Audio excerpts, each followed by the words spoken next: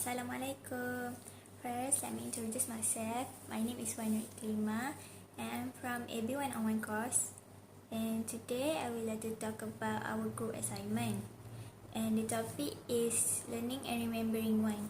Before this, I introduced myself. And now I'm gonna introduce my group members. I have two group members. First is Muhammad NOOR HAKIM and second is SHEIKH ABDUL. First of all, I want to introduce about brain and what do we need to know. When neuroscientists talk about learning, they are referring to the brain's ability to change in response to the environment. So what is the brain actually? The brain is one of the important organs that locate in human's head that composed of nervous nerve cells that are basic information processing units of the nervous system. It functions as a primary receiver, organizer, and distributor of information of the body. The brain consists of a cerebrum, the brainstem, and the cerebellum. The cerebrum, originally functioning as part of the olfactory lobes, is involved with the more complex functions of the human brain. The four brains includes the cerebral hemisphere. Under this, the brainstems, which contains the thalamus and hypothalamus. The thalamus is the main relay center between the medulla and the cerebrum. The hypothalamus is an important control center for sex drive, pleasure, pain, hunger and thirst, blood pressure, body temperature, and other visceral functions. The cerebellum is the little brain that's control, balance, and coordinating. Brains exert centralized control over a body other organs such as mouth, hands, and legs. Next slide. So this is a picture of human brain and animal brain. Did you see the difference? Humans are considered to be the most intelligent living organism in Earth. Humans have the ability to think and react to the situation, whereas the animal do not. Human brain is considered larger than the animal brain. Earlier, I tell you about the definition of brain, right? So now I'm gonna tell you the definition of mind. The mind is the set of faculties, including cognitive aspects such as consciousness, imagination, perception, thinking, intelligence, judgment, language, and memory, as well as non-cognitive aspects such as emotion and instinct. Brain and mind are not same. That is because our mind is part of the invisible, transcendent world of thought, feeling, belief, and imagination. The brain is physical organ most associated with mind and consciousness, but the mind is not confined to the brain. Brain is considered to be a physical thing, while the mind is considered to be mental. The mind is generally regarded as synonymous with our thoughts, feelings, memories, and beliefs, and as the source of our behaviors.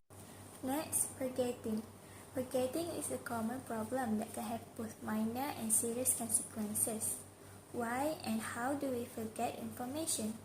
One of the best known memory researchers, Elizabeth Loftus, has identified four major reasons why people forget. First, retrieval failure, followed by interference, failure to store, and motivated forgetting. Forgetting occurs at a dramatic rate unless you take action to prevent it.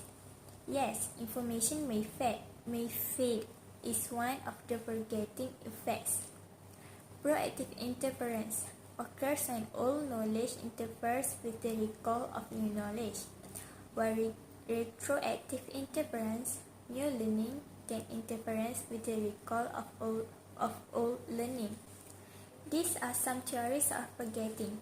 First, retrieval failure. What is retrieval failure? I will explain about this in the next slide. Second, of forgetting theories is trait decay. Next is interference theory, and followed by underlearning, amnesia, organic cause, and motivated forgetting.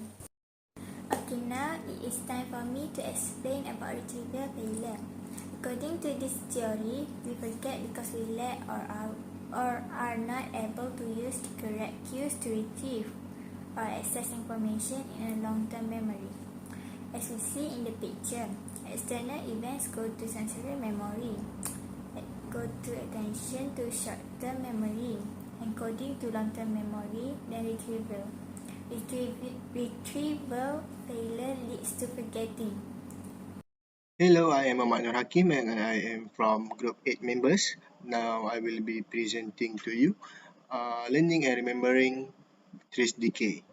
Okay, according to this theory, we forget because the memory trace fade enough because we are not using it time over time. If a memory is not recalled consistently, they will begin to decay and forgotten completely. Okay, now, trace decay theory focuses on time and the limited duration of the short-term memory. This theory suggests short-term memory can only hold information for between 15 and 13 seconds unless it is reset. Okay, that means if you not recall a memory, you will forget about it at all. Okay, now we move to the organic chaos.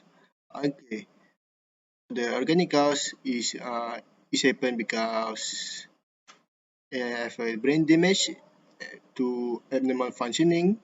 This is to be organic, such as like stroke, tumor, or blow to head. Okay, this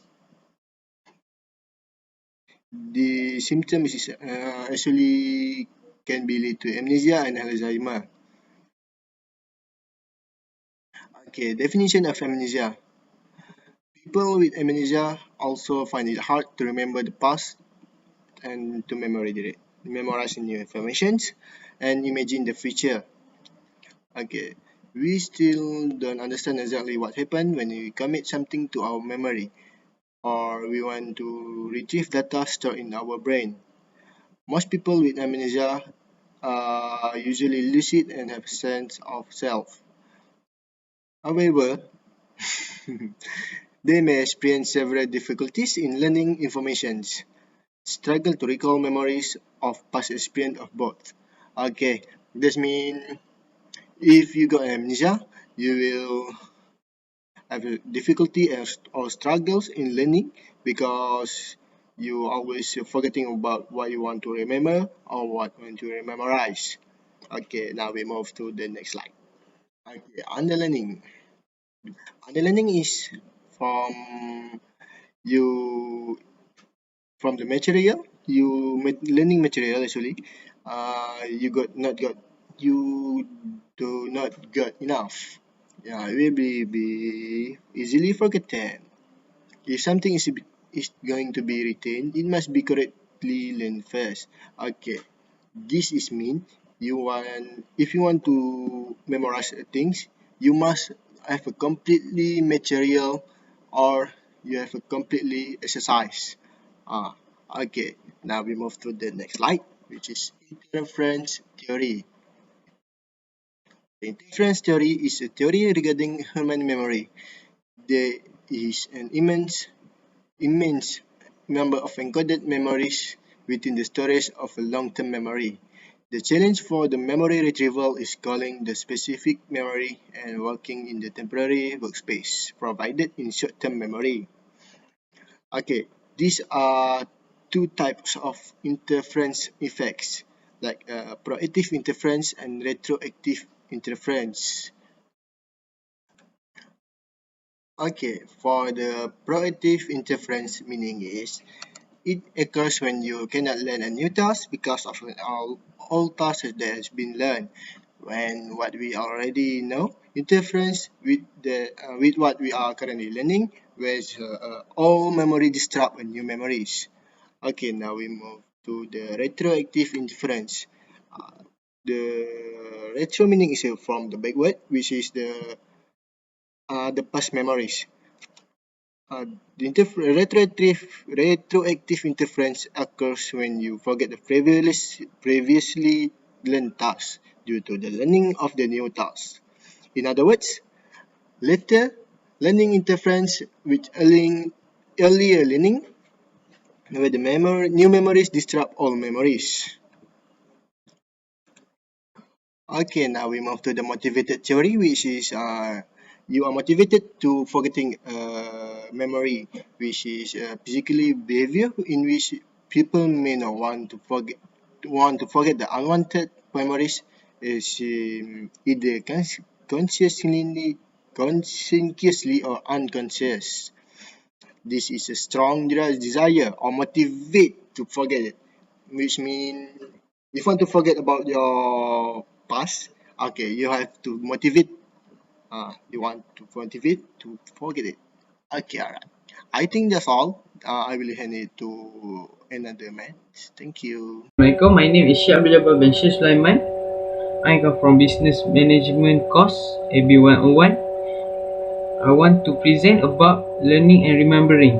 This is my part. My part is forgetting solution.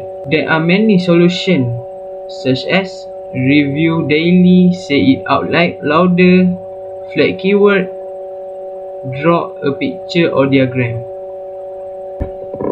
Okay, now we look at another slide. Review daily. If something happens daily, it happens every day, such as wake up, pray, eat, work, exercise, sleep, and many more. Flag keyword. Keyword are words, phrase, or acronym that help you with focus, motivation, and even instruction. Since your keyword can be whatever you want it to be, choose a word that uniquely to your needs. Okay. Draw a picture or diagram. What is important?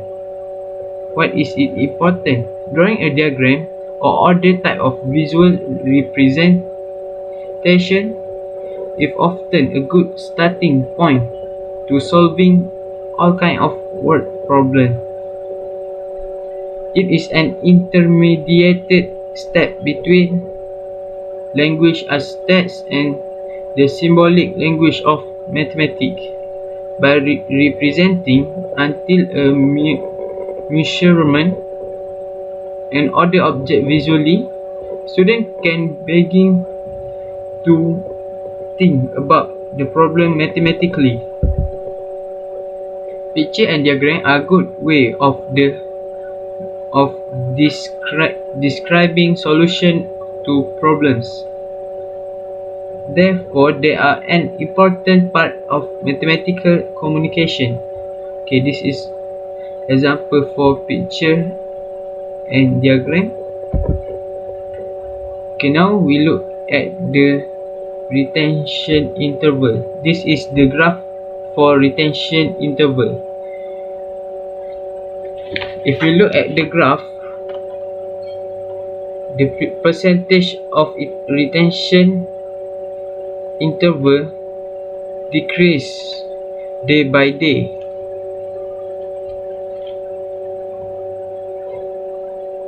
Okay,